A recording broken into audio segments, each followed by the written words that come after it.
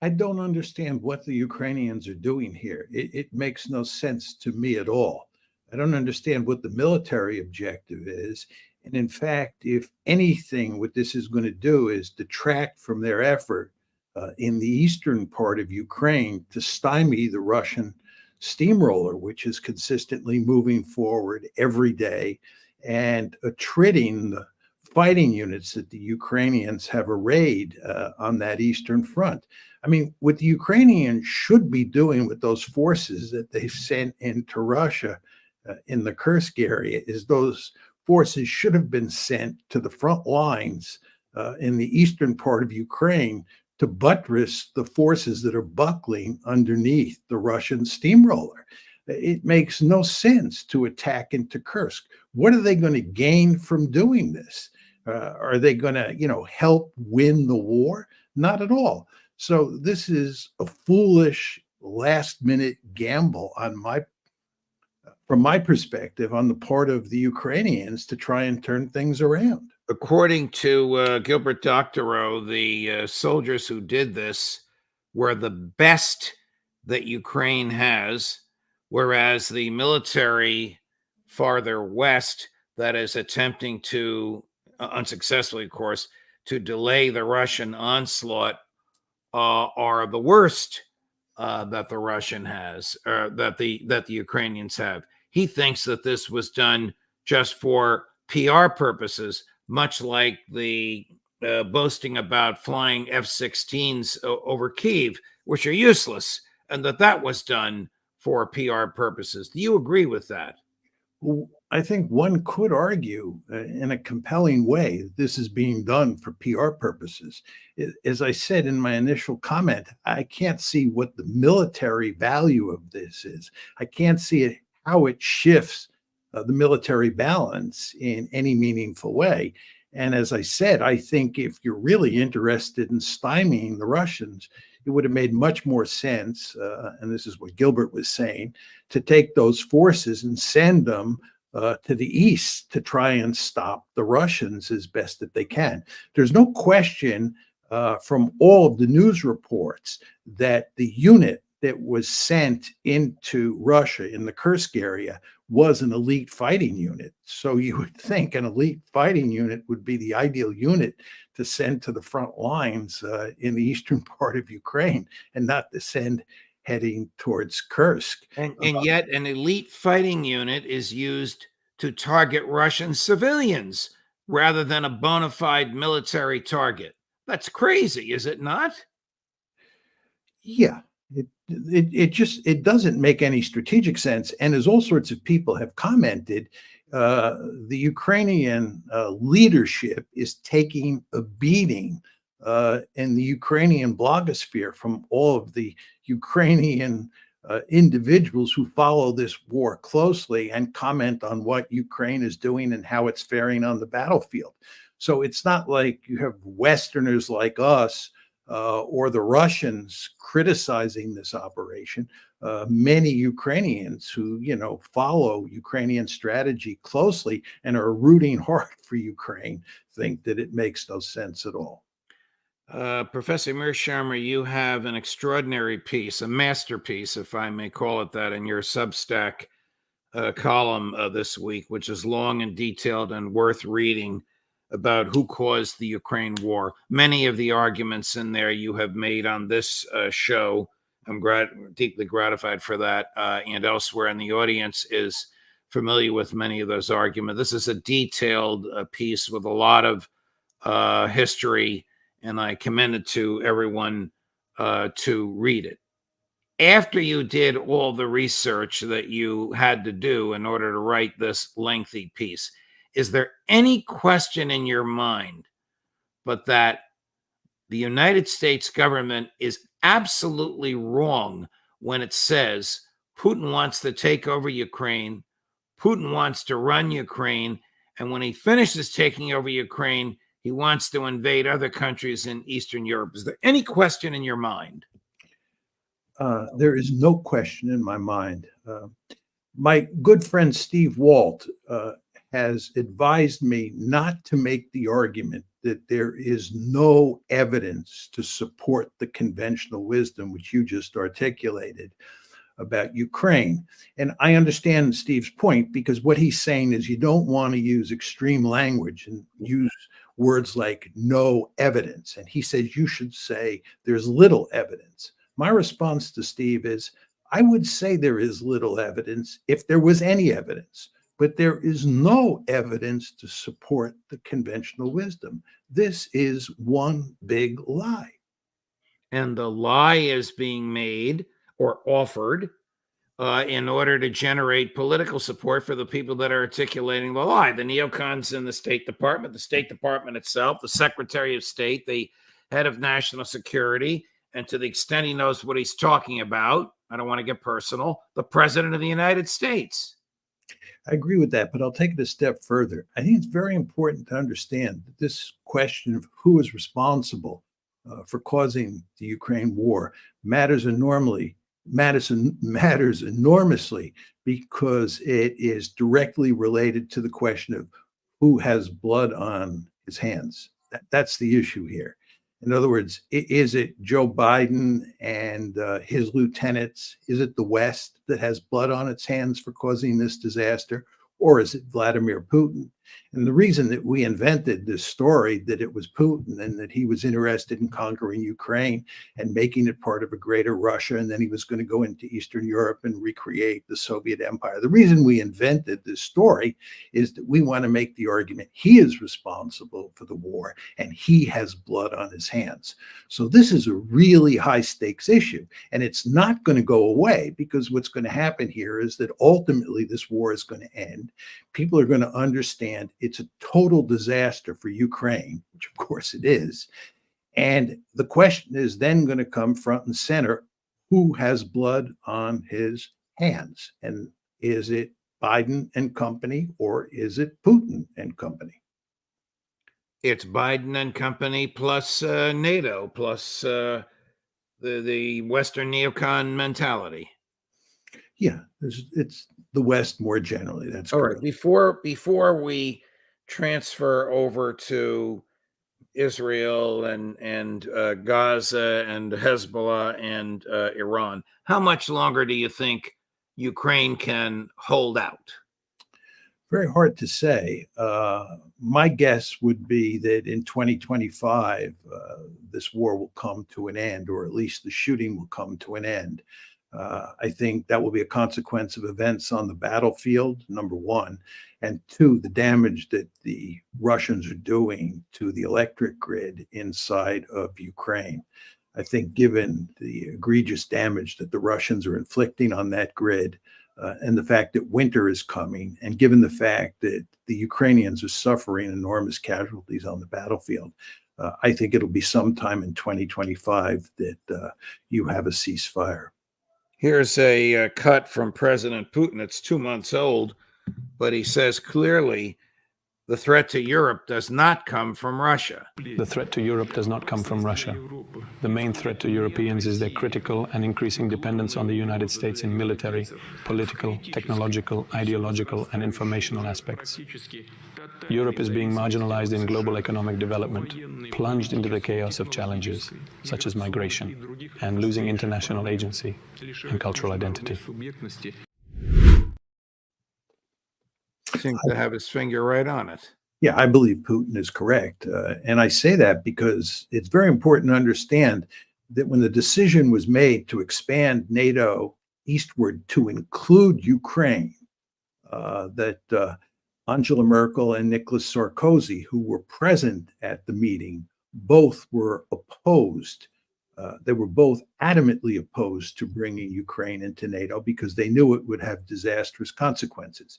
It was the United States that forced Merkel and forced Sarkozy to go along with issuing a communique at the end of the meeting, this is in April 2008, that Ukraine would become part of NATO. And that's when the ball got rolling. And the Americans have continued to push hard on that theme since April 2008. And the Europeans, of course, fell in line at Bucharest and have remained in line. But the Europeans, and here we're talking mainly about the West Europeans, not the Poles and the Baltic states, but the West European states understood from the get-go that this was a bad idea. And they are now paying the price for following the Pied Piper.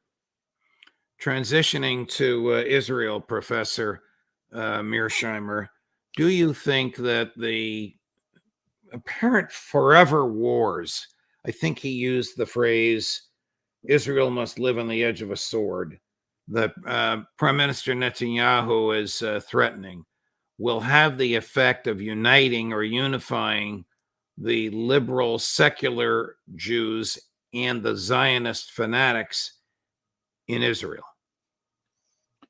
Well, I think that this is a very tricky question. I mean, there's no question that almost everybody in Israel has come to the conclusion, rightly or wrongly, that they're doomed to be in a permanent state of emergency, and the threat of war from their neighbors and from the Palestinians is not going away anytime soon. So I think there's unanimity on that dimension of the question that you're asking. Nevertheless, there are significant disagreements inside of Israel on how to deal with that threat environment. And you see it today with regard to the question of a ceasefire in Gaza. There are just lots of people who believe that the Israelis should accept a ceasefire. And of course, Prime Minister Netanyahu disagrees with that, at least so far. So there are, real differences in that regard. The same thing is true with regard to Gaza. There are a lot of Israelis who tend to be in the center who do not want to remain in Gaza. They think that it's a hornet's nest and Israel should get out. But then you have all sorts of people on the right who would like to kill all the Palestinians in Gaza, ethnically cleanse it, and build settlements in Gaza because they think Gaza is part of the Holy Land. How do you view everything that's happened lately? The videos of torture, the IDF torturers being arrested, and then the beneficiaries of a jailbreak, the government agreeing not to prosecute them, the long distance assassinations in Tehran and in Beirut, language from the finance minister Smotrich like, we should really just starve these people to death, but the world wouldn't let us do it. The Knesset debating whether or not the torturers should have carte blanche, that is, no prosecution for what they do, an actual legal immunity. The Knesset debating whether or not the jailers can just put a bullet in the head of the Palestinian prisoners on the theory that they need more bedroom. All of this. How do you view this? Where do you see this going? Well, I think you have to separate what's going on inside Israel from how Israel deals with its external environment. And to start by talking about what's happening inside Israel, as I've long argued, Israel is an apartheid state. And to run an apartheid state, you have to turn the Palestinians into subhumans, or you have to treat the Palestinians like they're subhumans. They're animals. And when you run an apartheid state, you end up brutalizing in the most horrible ways the victims, the second class or third class people who live in your society. And this has been happening inside of Israel for a long time. The Israelis have been torturing prisoners, doing terrible things to the Palestinians for a long, long time. And what happened on October 7th is that those terrible practices that the Israelis employ against the Palestinians were ramped up. And what you see today is that the Palestinians are being treated in the most horrendous ways. And most people in the West cannot believe that the Israelis are doing this because it's so out of line with what you would expect from a liberal democracy. But if you look at how the Israelis themselves think about it, it's quite remarkable how much support there is for this behavior. Channel 12 in Israel recently ran a survey asking Israelis whether they thought it was okay for an Israeli person to rape a terrorist. Okay. Is it okay for an Israeli to rape a terrorist? 47% of Israelis, according to Channel 12 in Israel, 47% of Israelis said it's okay. And 42% said it's not okay. What does this say about Israeli society? This is horrible. But that's what you're dealing with. And by the way, there's a new report out from B'Tselem, the Israeli human rights group, called Welcome to Hell, which lays out in deep detail what has been happening in Israeli prisons to Palestinians since October 7th. And that report, by the way, makes it clear that what has been happening since October 7th may be an ramped up version of what was happening before October 7th, but never lose sight of the fact that those prisoners were being treated in the most brutal ways before October 7th as well. This is the raid on the prison by the right-wing Israeli settlers who succeeded in getting the police to back down after the second one of these and extracting the 9 IDF soldiers. The IDF soldiers had raped this one young man, not only with their body parts, but with foreign objects that they couldn't remove from him. And so when they sent him to a hospital, the physicians reported this.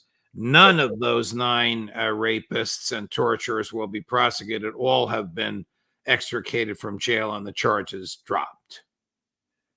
I did not know that, but I would be less than honest if I didn't say I'm hardly surprised at all. Again, that Channel 12 survey said that 47% of Israelis think it is legitimate for someone in the IDF to rape a terrorist. And since all Palestinians are effectively terrorists in the minds of many Israelis, this is hardly surprising that they're doing things like this.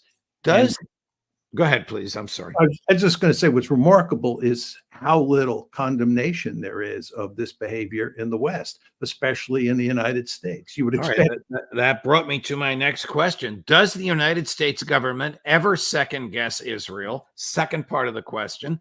Does the United States government ever say no or stop to Israel? Well, as you know, the answer is hardly ever. And if we do tell them to stop or we do criticize them, we do it with very vague language because we never really want to get too tough on them. And it's just the way it operates. I mean, the Israelis can do pretty much anything they want, especially when it comes to the Palestinians. I think if you're talking about Israel dealing with China, you're outside the region, then the United States has a bit of leverage. But if you're talking about inside the region and you're talking about the Israeli-Palestinian issue, Israel can do pretty much anything it wants. And by the way, with regard to Iran, just to talk about the external environment and how the Israelis deal with their external environment, it's quite clear that the United States does not want to get involved in a war with Iran. And now on 2 occasions, the Israelis have taken military measures that were designed to drag us into a war with Iran. And we were unable to prevent that from happening. And once it did happen, once, the attack on April 1st took place, you remember that's when they hit the Iranian embassy in Damascus. And then on July 31st, when they took out Ismail Haniyeh in Tehran, in both of those cases, we did not condemn Israel for what they did. And this is just, normal behavior on our part. Do you expect a significant or a pinprick or none retaliation from Iran for the Israeli assassination in Tehran? Well, the Iranians have said that there's going to be a significant response, and I will take them at their word. It is possible that they will change their mind. There's no question that the Americans have been going to enormous lengths to get them to limit the attack. And it may be that they've figured out that there are good reasons to limit the attack in significant ways. I don't know what those are, but they have said that they're going to come full force. They're really going to slam Israel. And I would think that that's true. And by the way, you want to remember that they're not the only actor that's coming after Israel. Hezbollah is coming after Israel too. They've promised that. You want to remember that there were twin assassinations here. Right. The Israelis assassinated a Hezbollah leader in southern Beirut on July 30th. Then the next day, July 31st, they assassinated Ismail Haniyeh in Tehran. Right. And by the way, the next day, on August 1st, they announced that Mohammed Deif, who was the military leader that they had claimed to assassinate on July 13th, they announced on August 1st that he was dead. So if you think about it, what they've done here is on July 30th, assassinated one leader in southern Beirut. On July 31st, they assassinated another leader in Tehran. And then on August 1st, they announced that the earlier killing had been successful. And what the Israelis are doing, and you don't see much discussion of this in the media, or at least in the mainstream media, what the Israelis are doing is they're pursuing a decapitation strategy. They're basically betting that they can kill the leadership of these various opposing organizations, and that will produce some sort of meaningful military victory for them. This is a delusion. We have a whole literature on decapitation strategies. You kill one leader and they just bring in another leader. And the idea that that new leader is going to make peace with Israel is not a serious argument. But why are they pursuing a decapitation strategy? Why are they doing this? It's because they really don't have an alternative. They have no way out of the mess that they're in. That's true in Gaza, and it's true with regard to Hezbollah, Iran, and Hamas more generally. I'm going to ask you in a minute about animosity in the region generated by Prime Minister Netanyahu's government. But first, I want you to listen to a statement made on August 5th, so just 4 days ago, by the Turkish foreign minister. It is no longer acceptable for America to try to sweep aside and mitigate every evil Israel does. Let them heed our warnings. I say this as the children of the region, as the people of the region. The emotional atmosphere the region is going through, the psychological state of the people, the images of massacres they see on the screen every day, the fact that no help is being extended to the helpless Palestinians. And in the face of this, Muslim countries are constantly being lectured on other unnecessary issues, has long since exceeded the limits of tolerance in terms of democracy and human rights. What, if anything, do you think Turkey will do? What pressures are there from the street on the Turkish government? Judge, let me make a quick point here, just a more general point. Sure. Very important to understand that Turkey is probably the one country in the region, except for maybe Iran, where the leadership is as critical of Israel as the public is. As we've talked about before, in most Arab countries, and this is certainly true in Egypt and Jordan, there is not significant criticism from the top regarding Israeli behavior. And if you go to the street, there is huge anger towards Israel. And the elites in countries like Jordan and Egypt are doing everything they can to make sure that the volcano doesn't explode and they don't get pushed out of office.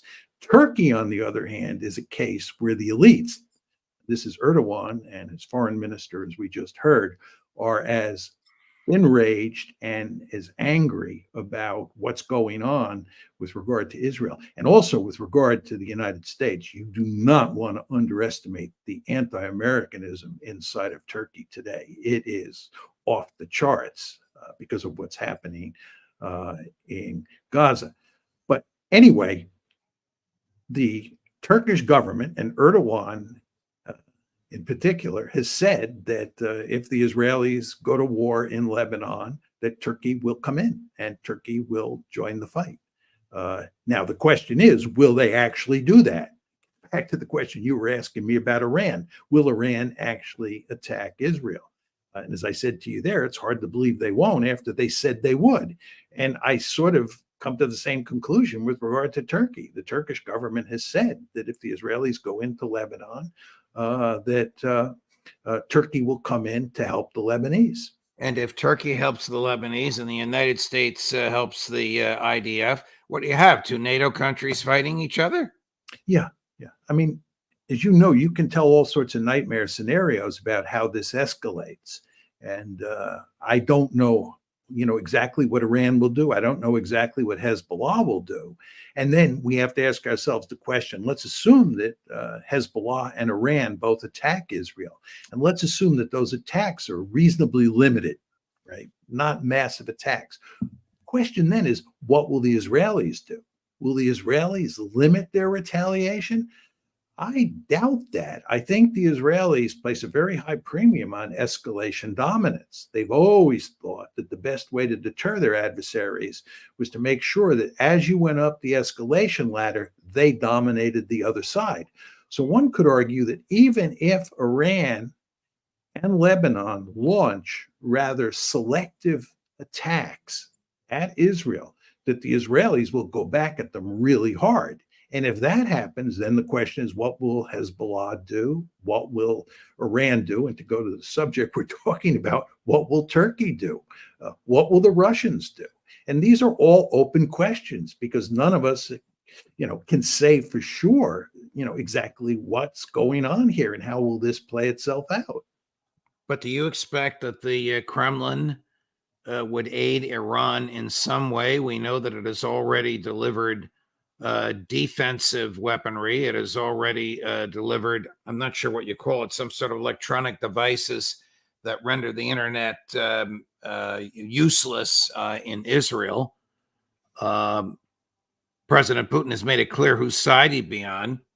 Let me take this even farther. Do you think the Chinese will get involved? No, I don't think the Chinese will get involved. I think the Russians are already involved in the ways that you described. They're giving, ground-based air defense systems. They're giving radars. They're giving jamming equipment to the Iranians. How much, we don't know. There's some people who posit that given how late in the game the Iranians are getting this equipment, it's likely that the Russians will be manning the equipment. That you couldn't train the Iranians up quick enough to use this new equipment.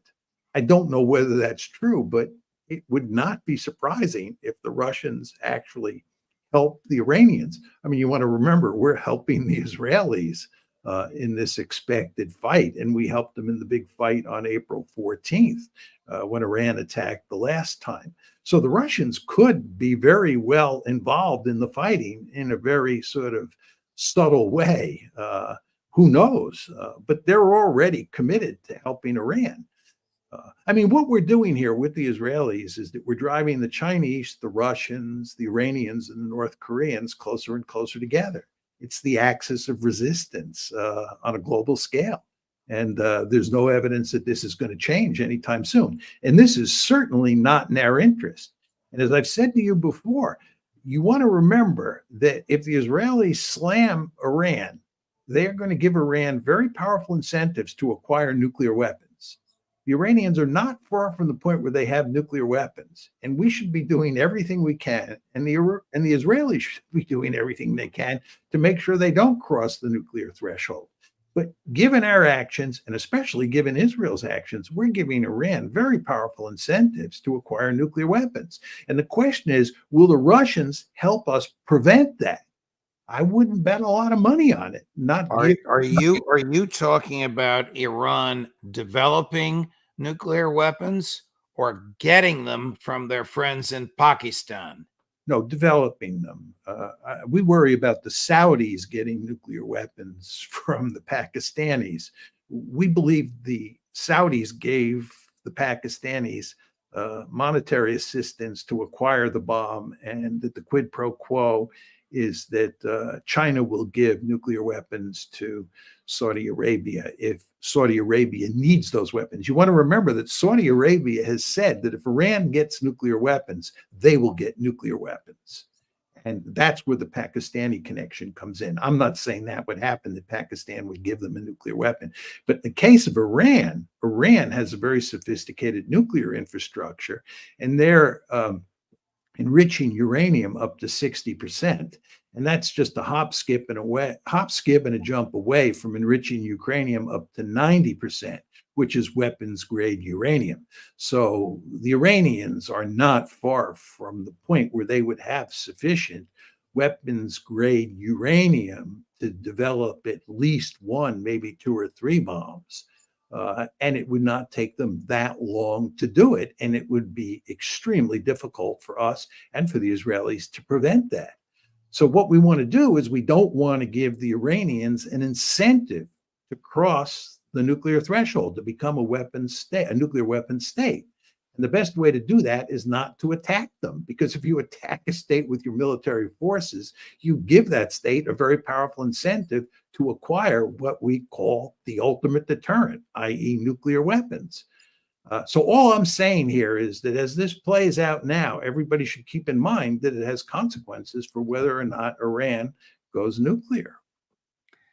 Professor Mearsheimer, thank you very much. I have to tell you that right now you have the largest live audience you've had on the show, which is a considerable number. And of course, that, as you know, once it's streamed, which it will be in a few minutes, is extrapolated and magnified many, many times. Thank you for your thoughtfulness, and thank you for your analysis. Deeply appreciated, and I already look forward to it again next week. You're welcome, Judge, and I look forward to it as well.